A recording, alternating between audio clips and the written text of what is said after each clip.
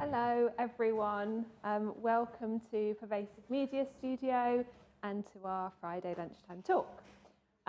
We host these talks live every Friday at 1 p.m, both here in the building and online.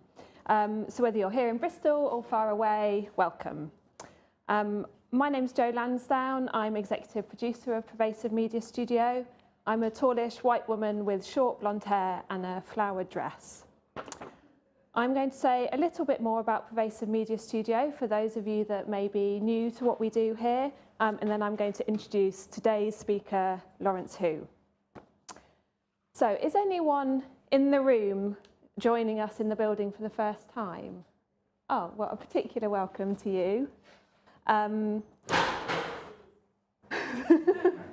So Pervasive Media Studio is a collaboration between Watershed and UE Bristol and the University of Bristol.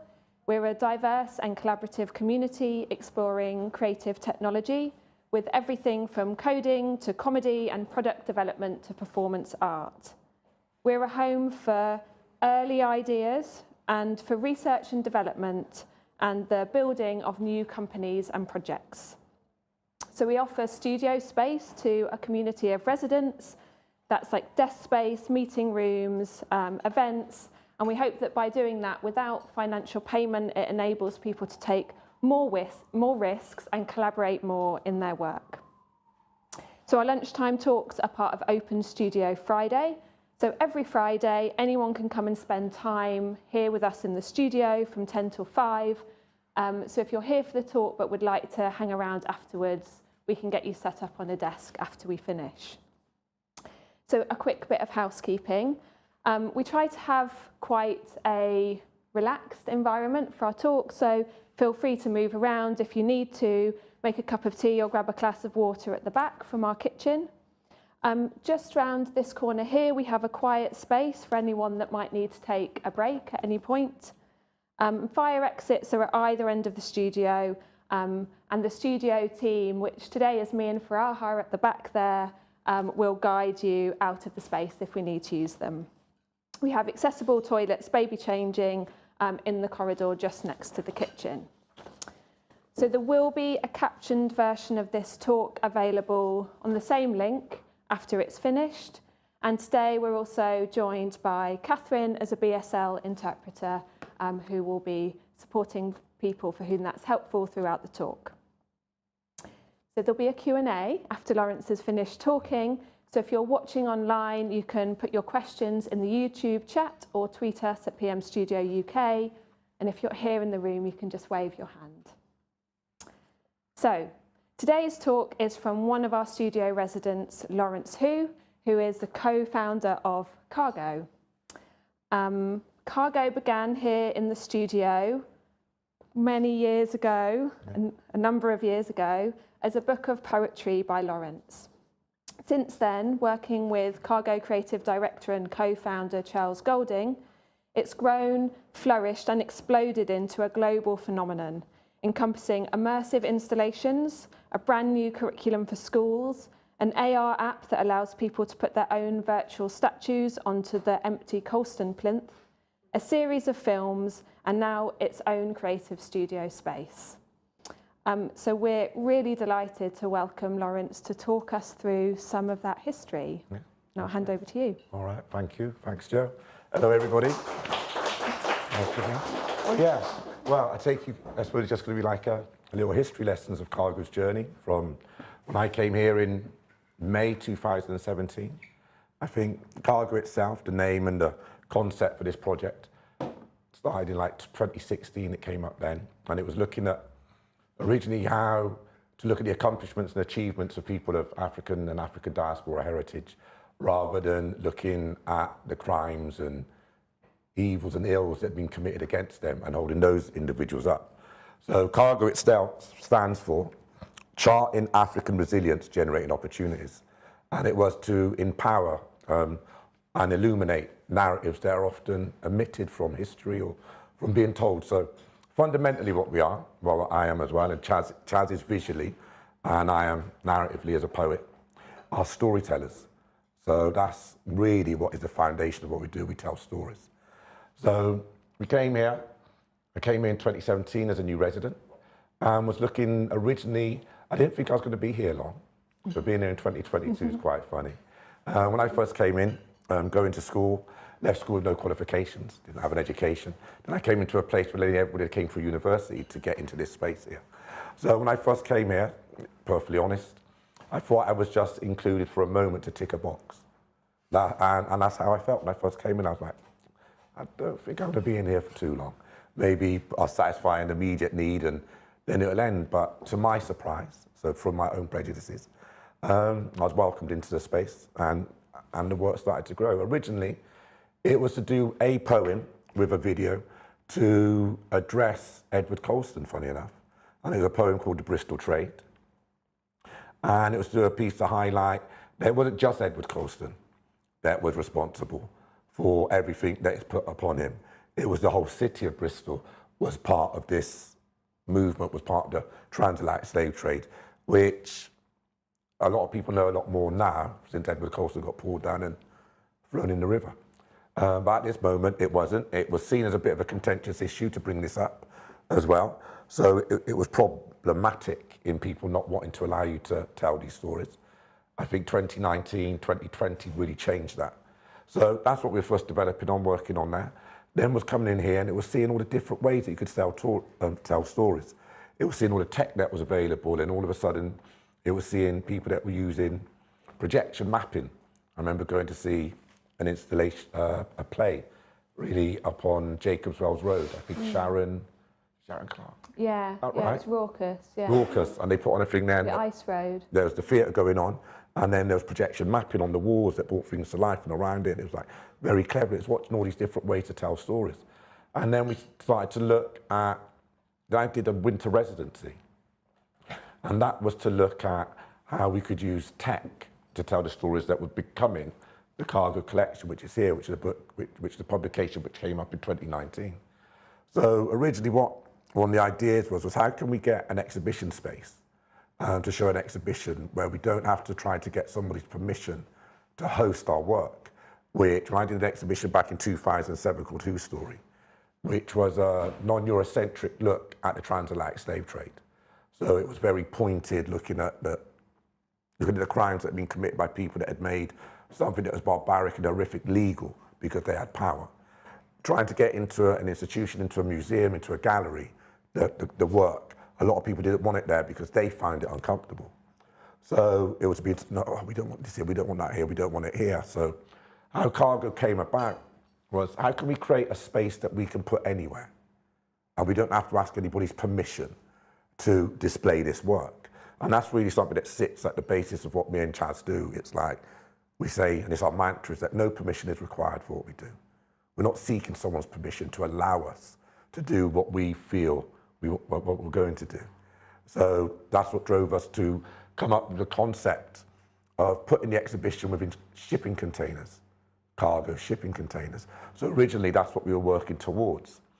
So it was going to be 4 shipping containers, and they were going to be, I haven't got a previs for it, but they'd have gone and been connected. And it had started, the first one was Roots, so it was a couple of pieces of poetry, and it was set up as a very bright room, and it was Roots, but as in R-O-U-T-E-S, and it was starting with Bristol.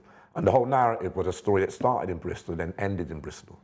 But it was showing what people of African and African diaspora heritage had done themselves that allows me to sit here in front of you today and give this talk. So this is what I think. So the first thing was Roots. Then the next section was about revolutionaries. So it showed Nanny the Maroons. There was the Haitian Revolution. Then you had Samuel Sharp and Paul Bogle. There were people there that fought against being enslaved for their freedoms. Then it went into a section for activists, which was action and activists. And in there we had like Mary Seacole, we had Marcus Garvey, we had Carmen Beckford, and then at the very end it was the Windrush generation. And this was showing a route, and in here we were using holograms, we were using projection mapping and other forms of tech to tell the story. And this was picked up by being in the PM studio and seeing what tech was available. And then the final section, which was using a lot of mirrors, like an infinity room, was actually looking at the people who had then been elected and put into positions of power in Bristol, who at the beginning of the this journey, by the powers that be in Bristol, were classed as cargo. Yeah, so that was Peaches Golding, who's now the City of Bristol's Lord Lieutenant for the City and Bristol. It was Marvin Rees, who got elected to mayor. It was, and still is, Cleo Lake, who was the Lord Mayor. And they're the individuals that come in there showing people how, through the people that come before, that they're all still on the shoulders of who came before. So it was to empower a narrative that's often very disempowering when you look at people would say, people went to Africa, which was a very barren and savage land. People were taken from them. They were then enslaved. They were then Christianized. Then they were civilized.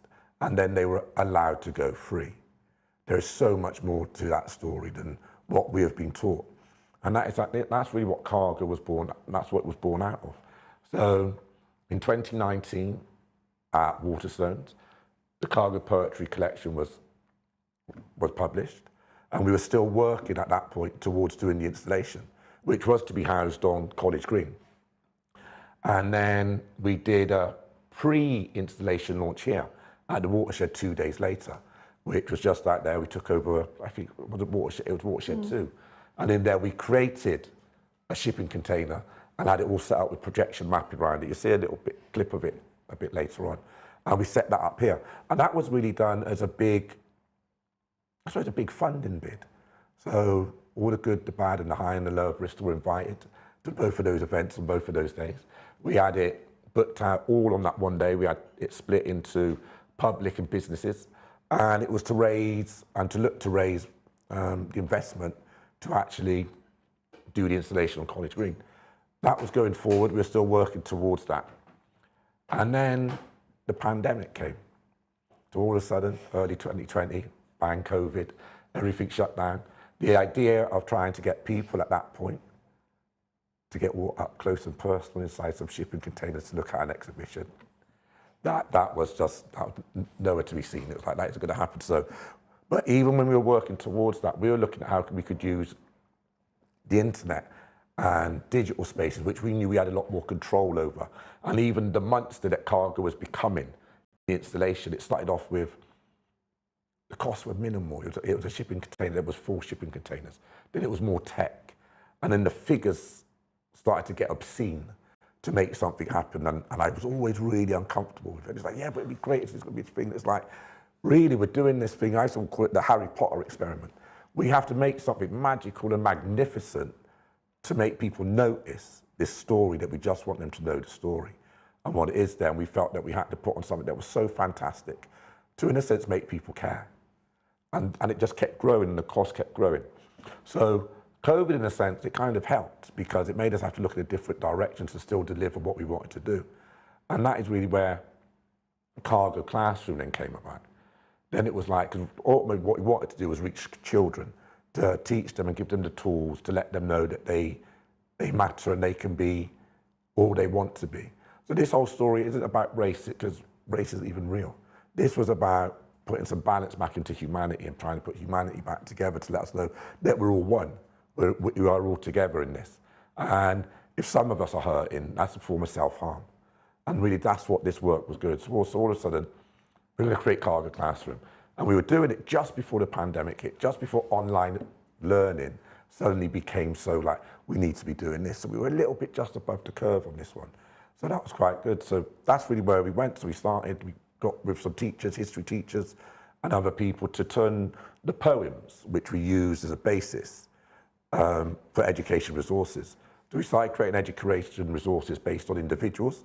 In some places we were told you can't teach off individuals. And I think now just some people pushing back because they felt uncomfortable with some of what these stories were. And I think that was Cargo Classroom being born.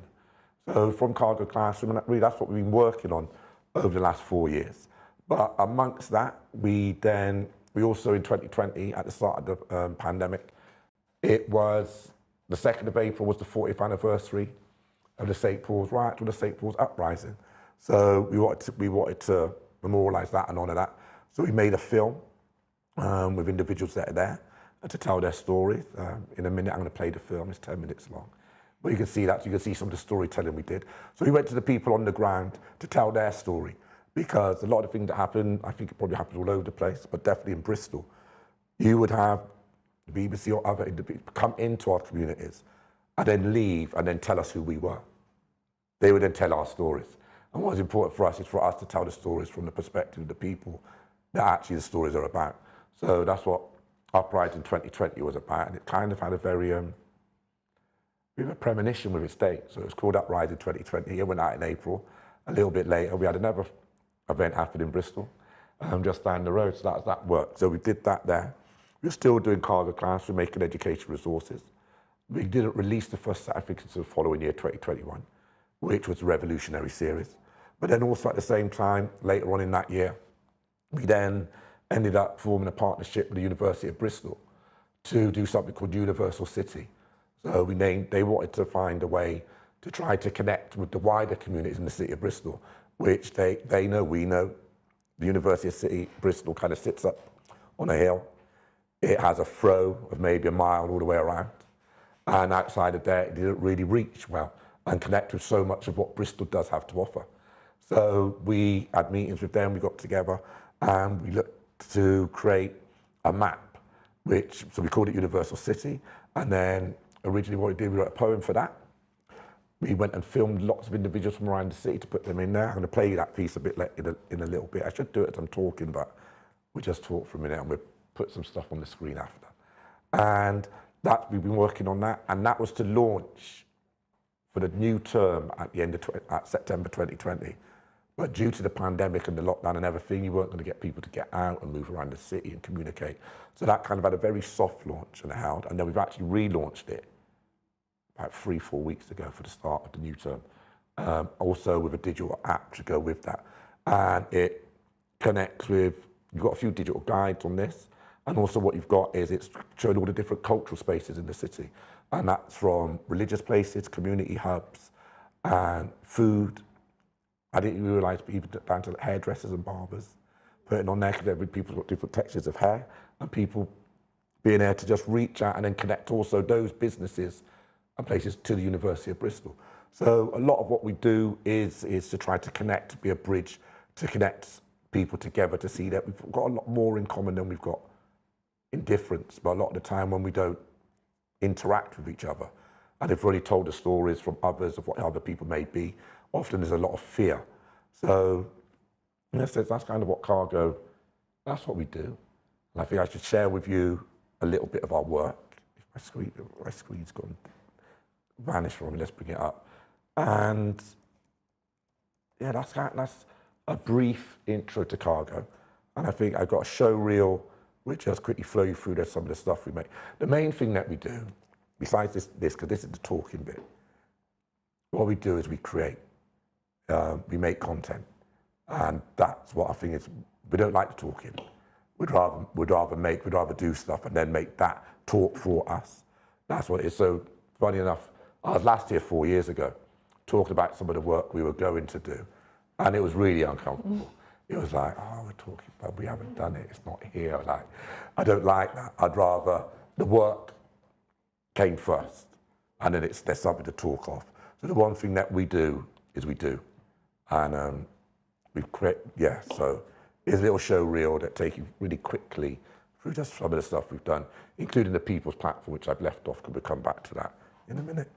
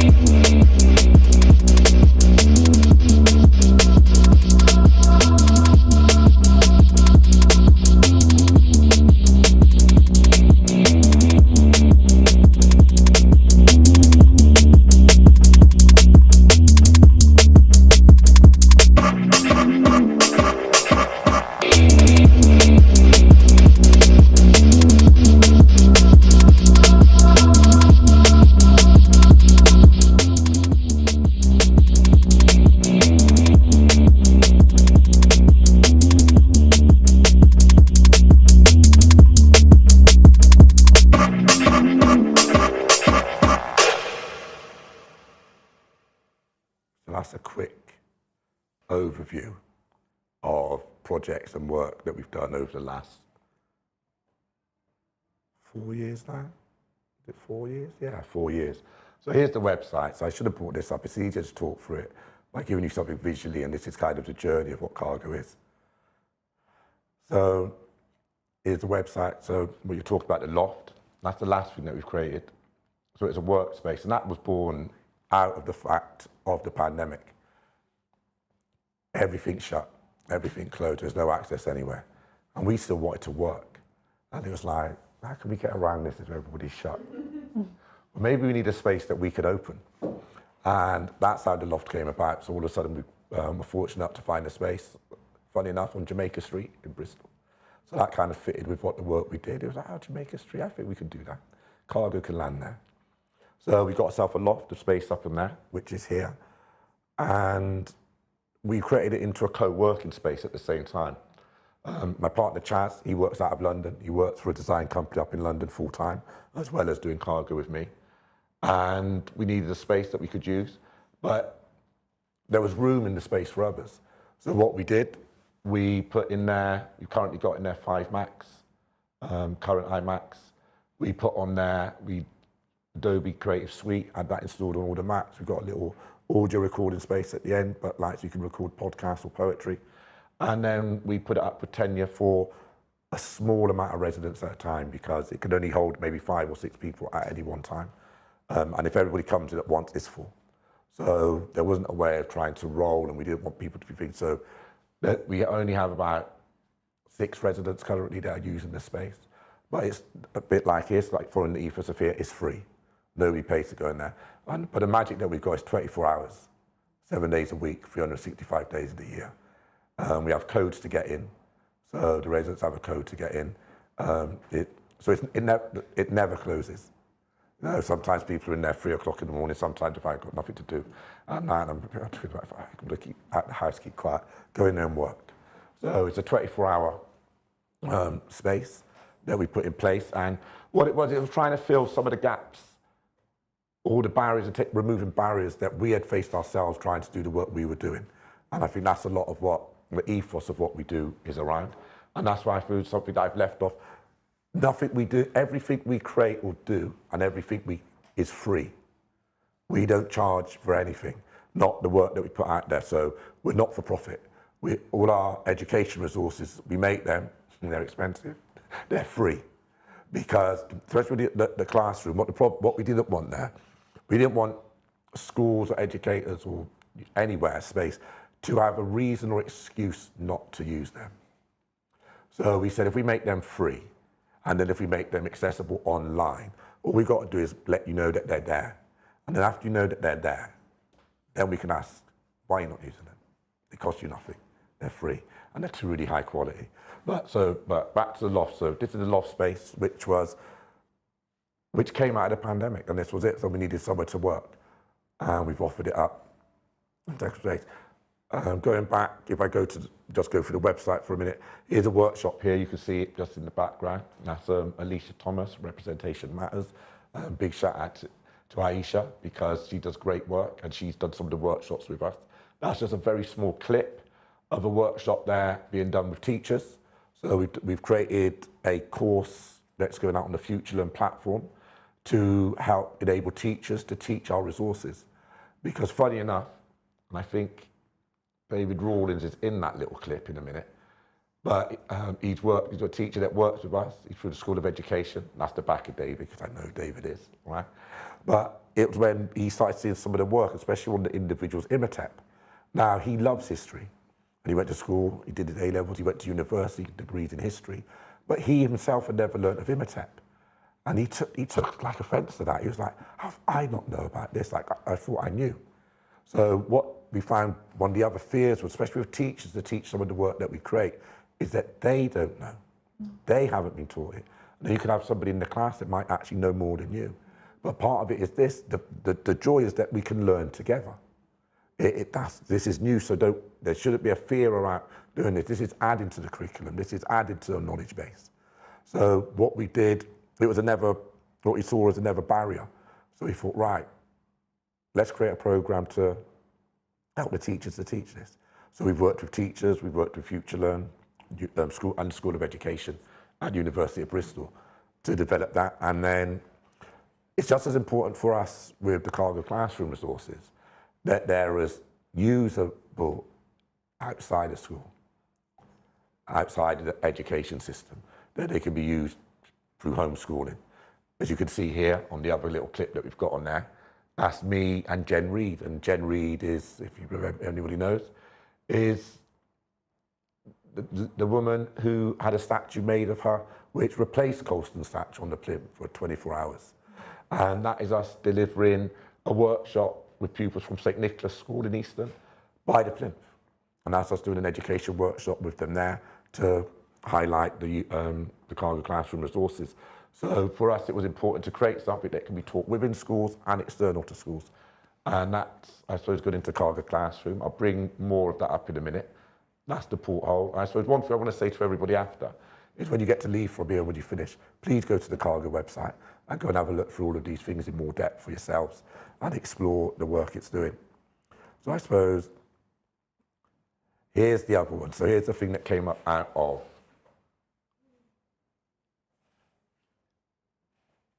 the march, and was it the 7th of June, 2020, in Bristol, where Black Lives Matter came up, but it came to Bristol. And afterwards, there was a lot of people talking about, or discussions, possible talks or discussions of what could be or shouldn't be on the plinth, around the plinth. And it felt in some quarters that they were quite closed discussions. So we wanted to create something that would give everybody the opportunity to see what they might want to see on there. So we put a call out to the city and said, if you've got an idea of what you'd like to be made or created to or see on the plinth, we were going to make them using augmented reality. And that's what we did. So it's an app, and you can go down to the plinth today, and there's a little stand there with a QR code by the plinth. And if you scan that into your phone, you can see currently what we made was four statues that would come up. One of them is of Ursula the bear. There was at the Bear Pit, which also got removed from the city of Bristol. So there was a young girl who used to come to the city to watch that, and she loved that. And all of these have, when you go on the website, there's a little story of all the individuals telling you why they wanted what they wanted to be on there. So this was us trying to just open the conversation up to give anybody the opportunity to engage with something that was very current, very heated, but it felt quite like I had a little exclusive group that said that we're going to tell you what we still think should be put there. So that's kind of how the People's Platform came out. And we've got to give a shout out to 8th Media and to Apache, whose software we used, who came in and partnered with us to deliver this. And I'll go back to the fact, because what we do isn't for profit, we do it for me. We've had some incredible people partner with us who are really at the top of their game and have given us, if it's not for free, at greatly reduced costs. And I'm still shocked at what they gave us, the AR software and the app to do this with. But it's because they believed in the work that we do, especially the education work. So they said, you're not trying to make money out of it, actually, go on, have that license. And we'll help you put that together, and you can put that out there. So I really got to give a shout out again to 8th Media and to Apache, because there's no way we could have done that without them coming on and helping us to do that there. And then if we go down, there's Universal City. We'll play that poem video in a minute. And then we've got the Uprising, the film. So I think I can stop talking and I can just show you a short little documentary we made. It's 10 minutes. Which was to give a voice to the people that, 42 years ago now, were spoken about by a lot of the city about the St. Paul's Uprising or St. Paul's Riot. So let's just play this.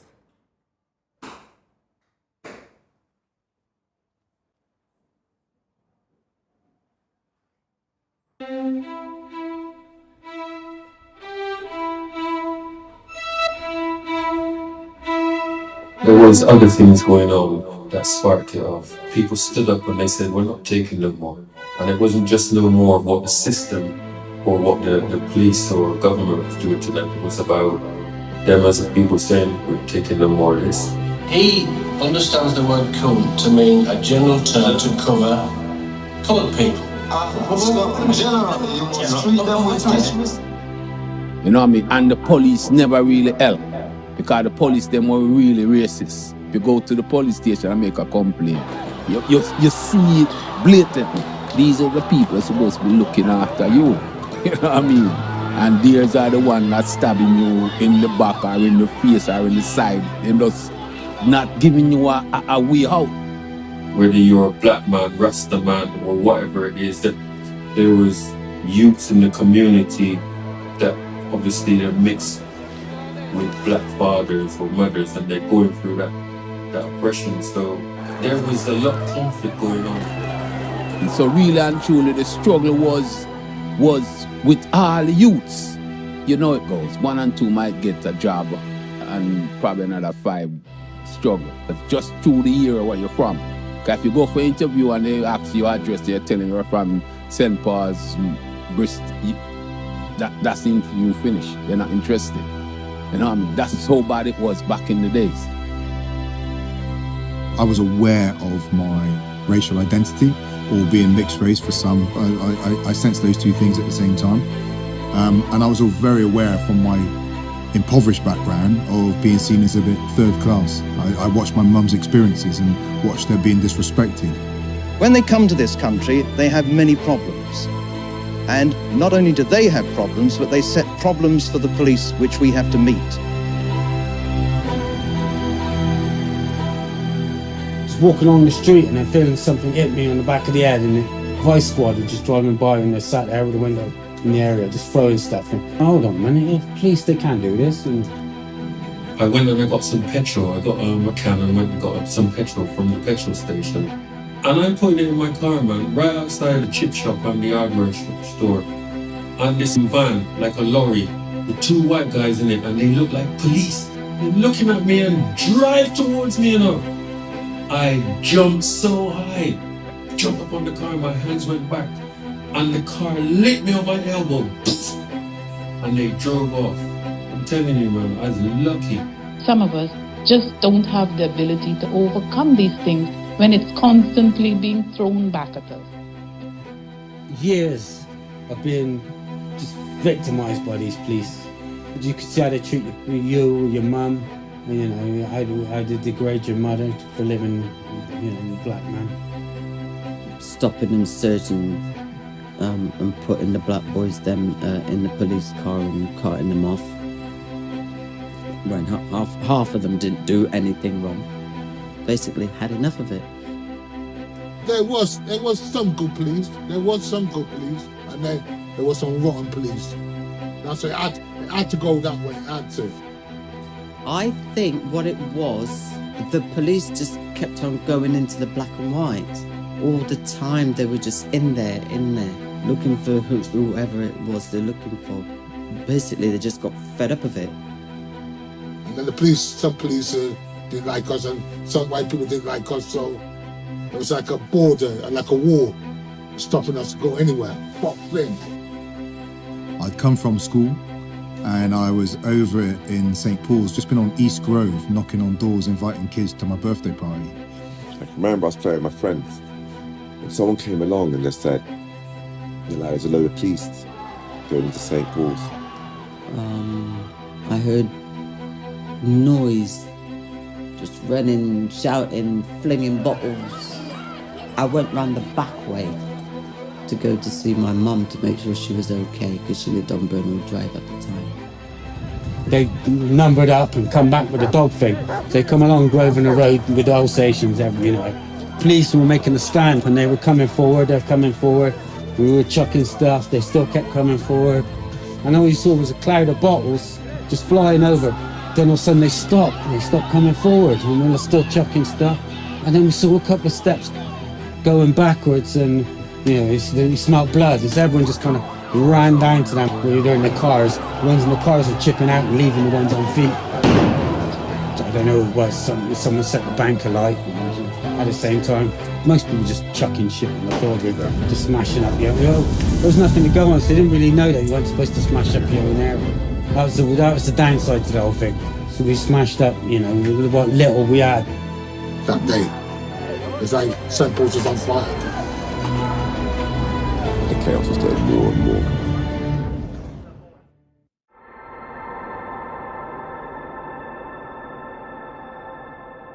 So we had that riots. Everybody started engaging for the riots. We never talked to them. It's just we against them. It's always about we against them.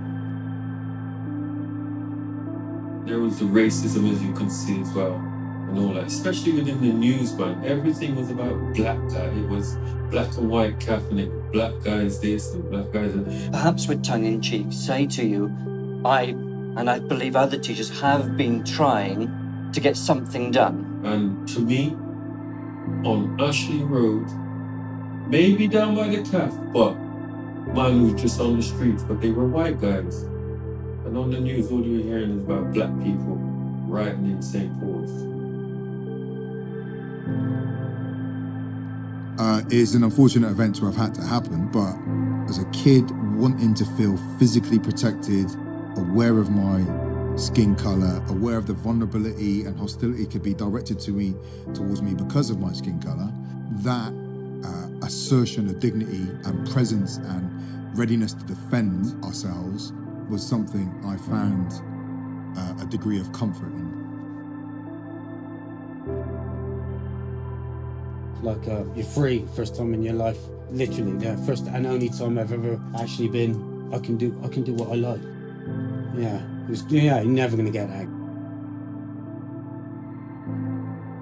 It wasn't just about a group of boys uprising, because there was a lot of stories behind the whole thing. It's just that one thing sparked off the other things that was around it. 2nd of April, 1980, the day when St. Paul said, no more.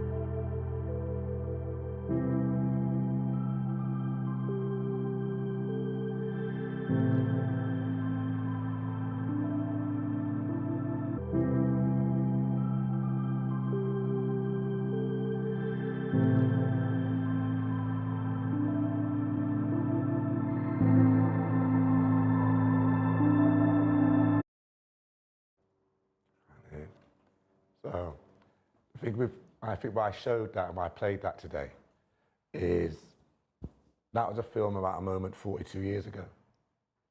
And if we've seen what's been on the news a few years ago and what had happened, and still the actions of the police, and still the inactions of so many to stand up for people who are being oppressed and are suffering so much daily, it shows that so little actually has changed.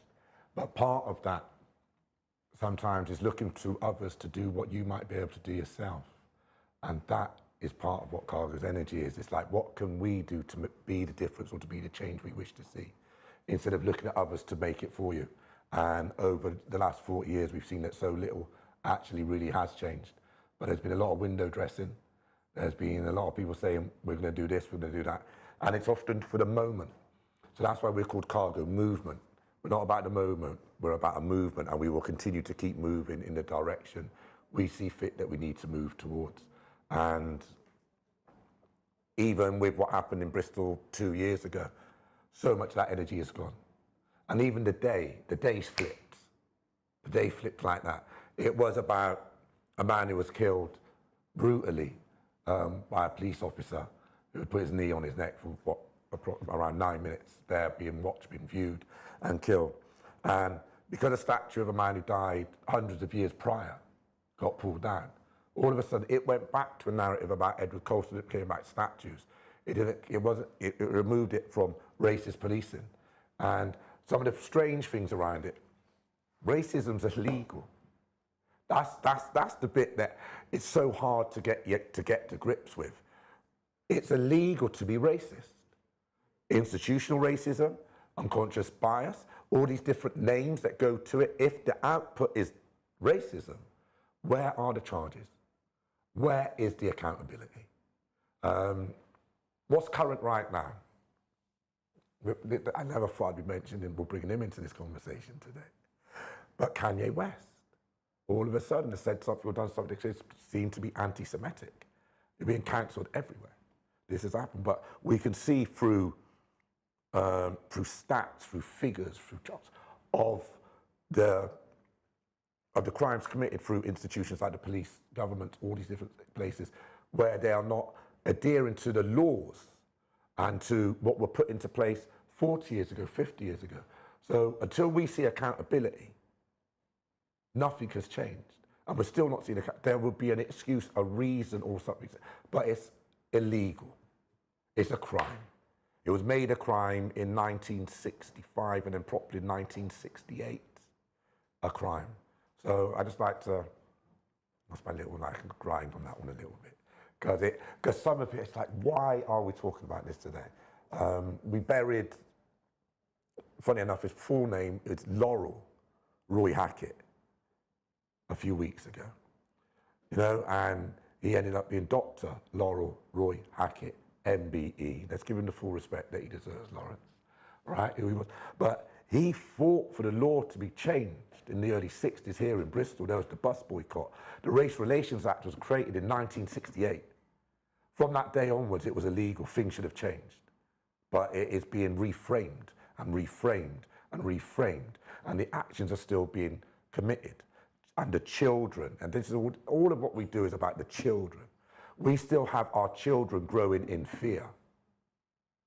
Yeah, and that's the thing that people need to think, and it's the trauma that the children carry into their adulthood if we don't all stand together. Yeah, so remember, it's still happening. It's criminal. It's not about a moment. It doesn't need something massive to go on the telly to be a global movement. We should all be walking together to fix this part of humanity, because we are all one people, yeah, living, and we have to find a way to live together. So that's a little bit of preach of what Cargo does. But it's because it hurts. And when I go through this and do some of this work, I can't help it. It comes back up and it hurts. And it's like, so that's why we do what we do. And one of the things that is, we also say, well, I say quite a lot, I'm tired of explaining the obvious to the newly surprised. It's like, racism? No, there's no racism. No, there is. So the thing is, that's what that film does. When I watch that film, it brings it all up. I was there in that riot in 1980. I was then there in the riot in 1986. And what's really, for me, the date of the riot was April the 2nd, 1980. My brother died on April the 2nd, 2010. So April the 2nd is just a very emotional day for me. And that was part of doing the film to honor that day, was also to honor my brother. You know, because he grew up and he was adopted because we were moved out as young people, and my mother was told, having children that looked like us, being a Caucasian woman, when she came to Bristol, that she would have a better chance if she got rid of us. So I was sent away. I went to Western, thankfully, for my grandparents, who took me in for a few years. My younger brother, because he wasn't attached to my mother, I was too attached. He was sent to go and live and was adopted. And the trauma of him being sent away to be adopted, he was never able to settle with who he was and his life. He ended up becoming a drug addict. And in 2010, on the 2nd of April, the anniversary of the St. Paul's riots, he died of a drug overdose in Bath. But this is because the system told my mother she would have a better chance if she didn't have what was deemed as black children to move forward. And that's the trauma that so many people have lived with. And I think it's the trauma that if people could understand the trauma that people suffer through what racism does, then people really would care to want to make a difference for the consequences that are ongoing and ongoing and ongoing. And but at the same time, that's what drives me, that's what drives Chaz, and that's what drives a lot of the people that we work with to do the work we do. And we will forever do this work because it needs to be done. So I'm sorry, but it's that film, it just pokes me, and it just makes me, it hurts, because I've grown with so many other people that I know aren't here today or have suffered in such a way that they are broken individuals. And so I'm sorry for punching on about that, but the joy and the fun is being able to, especially through having technology, to create stuff like what we create for our education resources, the lessons, just little promo pieces like this. So I was going to show this. So have we got volume for this? Was it gone quiet? Sorry. So this is one of the pieces we did to launch the Cargo Classroom lesson series in, funny enough, it was a day, the other one was a day before, this is just after the incident happened here. But we actually went to launch the series at the very beginning of June. I think it was like the 5th of June or the 4th of June. And one of the things we put in there was a young girl demonstrating, because the London action was before the Bristol state. It was like a week or so before. And Chaz was at that demonstration. So he went out there and caught some footage. And what's really, you can find it if you go onto my YouTube channel, you'll find it there. But one of the young girls, there was a young girl dressed as a Black Panther with a berry on her head. And that was in a promo for the Cargo Classroom resources that went on maybe the 5th of June. And then we had the action here on the 7th of June. And that, lo and behold, Jen Reid ended up getting on their dress as a Black Panther, the statue was made. So it's like a premonition of that, but there was people in the city here and people there, and the reason why Jen was dressed like that little girl was dressed like that in London, was a feeling that nothing's changed since the 60s. So they went there to demonstrate that, but what we get to do, and a lot of the work we do is fun. The pain has created a joy in being able to be the change that you wanted to see yourself, and knowing that we have the ability to do that. So, it's how sharp, but you can't hear it. Children of slave masters. Try that one last time. All over the world, I've seen grandchildren of slave masters tearing down slave master statue over in England and put it in the river. I'll pour out my spirit. More deeper has to change. The curriculum has to change. We have to, from primary schools, teach people about the realities of what Great Britain was all about. This is a pivotal moment. This is a moment of possibility. It does not mean that we are offered a new future. What we are offered is the possibility of reimagining and recreating of the future.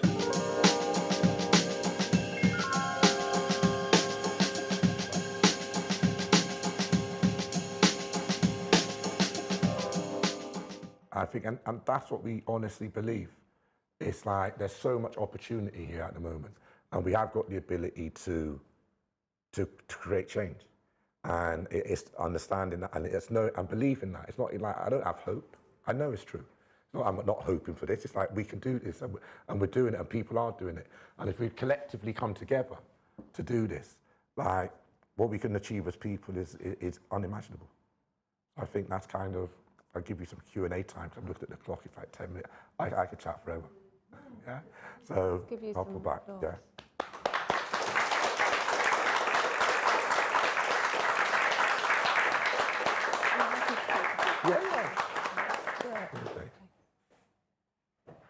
Thank you, Lawrence. That's all right. Does anybody have any questions for Lawrence? You want to put your hand, Tara? Yeah. Lawrence, thank you. It's really nice. Yeah, I followed your work. It's so nice to hear you actually talking about it, so thanks. Okay. Question, so I remember your work from when you were a poet. Like, I used to live in Easton. I've always lived in like Easton and St Paul's, and like back in the days when no one would deliver takeaways there because it was too rough. And like in those days, it seemed like you like really entrenched in the communities of those places. And I'm just interested, like in the movement into some of the new tech stuff, do you feel like you've brought those like original communities with you, and have they like come into the sort of new tech world, or is it more about like getting that story out to new audiences? Yeah, I think some of it is leading by an example and showing that we can do this, we can go into these places. So sometimes I used to feel like I was moving away from my roots to where I'm from.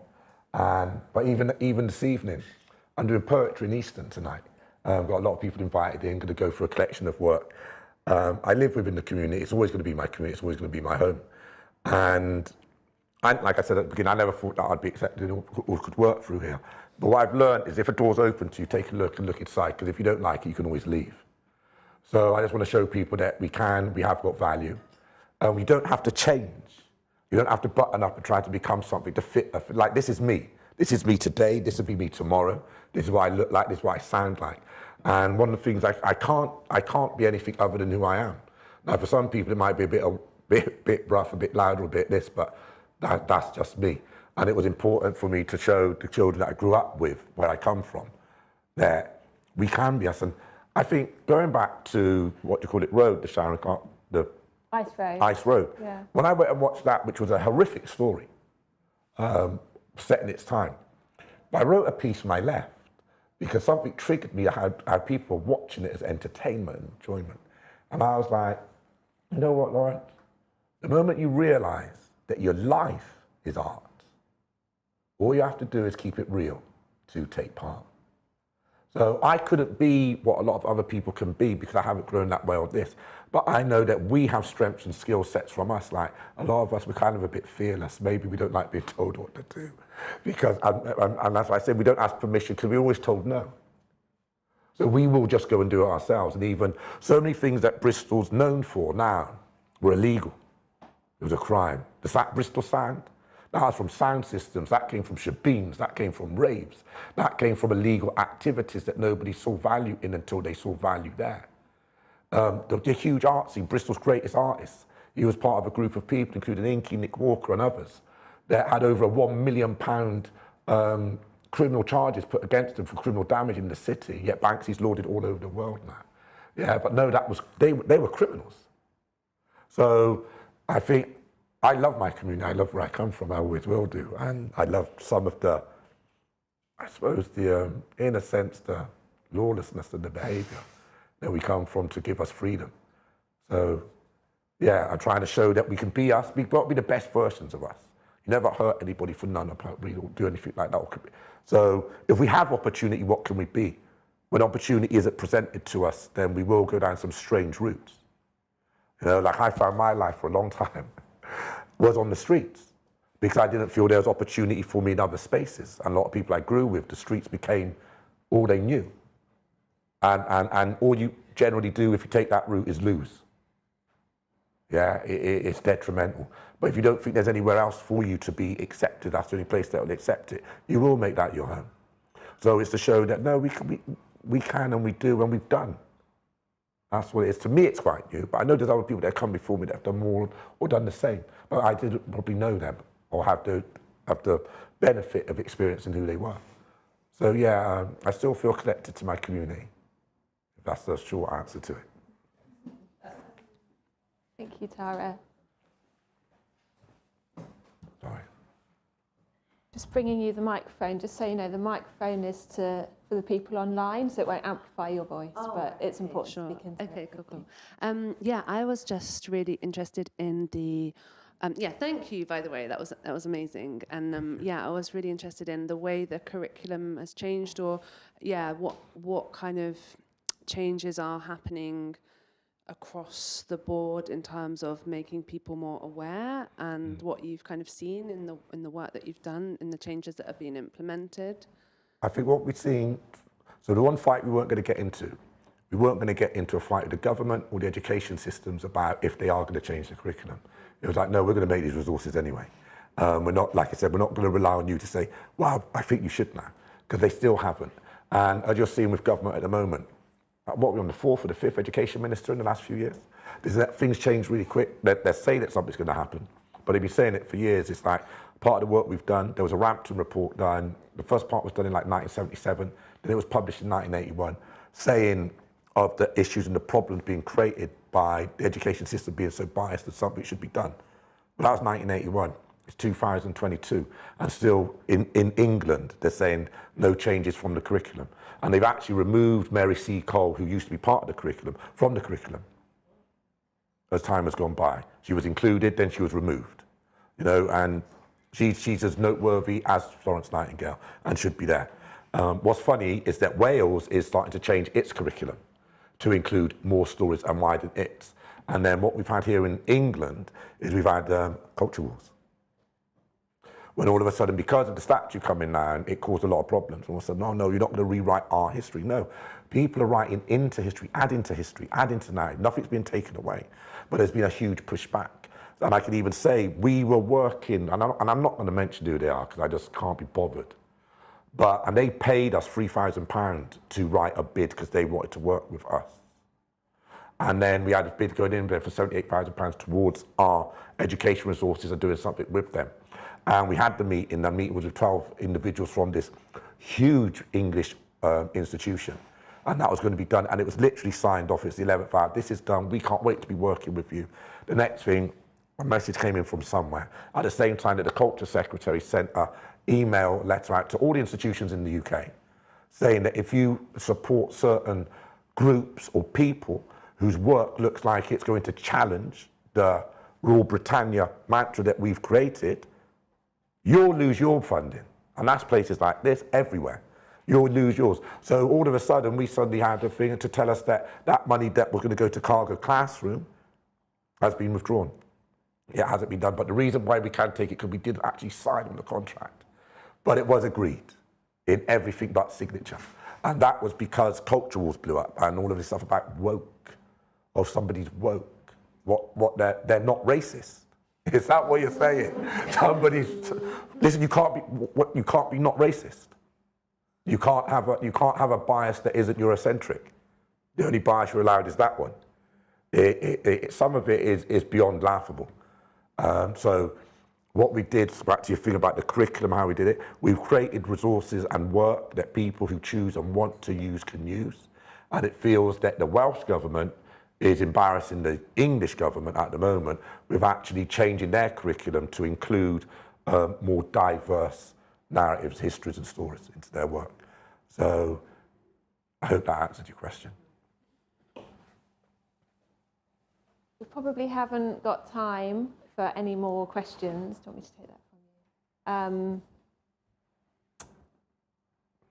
But, you know, take your questions with you. They may be questions for yourself as much as they're questions for Lawrence. And go through the Cargo Movement, cargomovement.org. There's so much to look through there, so much to see. Go in there, have a look. And that's what I mean. You see the resources. That's what I just put up there. There's one there. And this is the new one. So last week, I just want to say on the education resources. The first further dice with them, they were downloadable.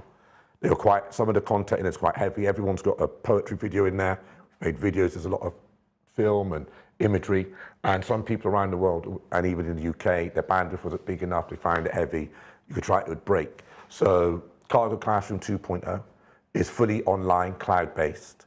They're interactive lessons, you don't need to download. As long as you can get online, you don't need any data. So we removed the fact that you needed data on your phone to download it. You just click on, and you know, usually in a demonstration it won't work.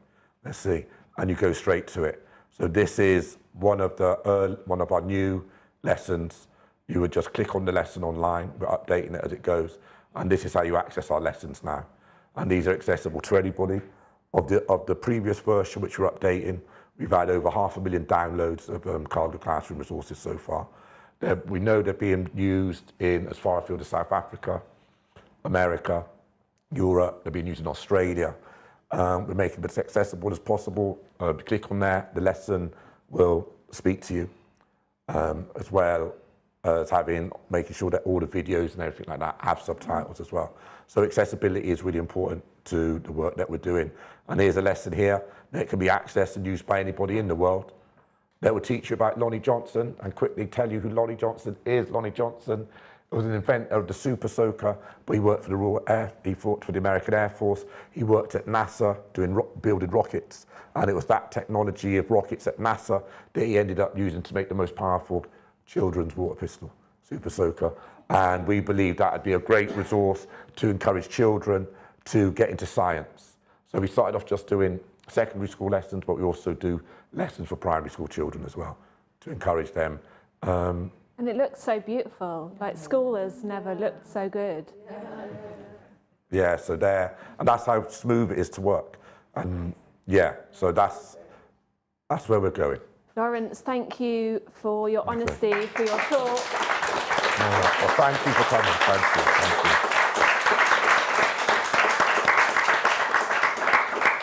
And also for your work. Thank you.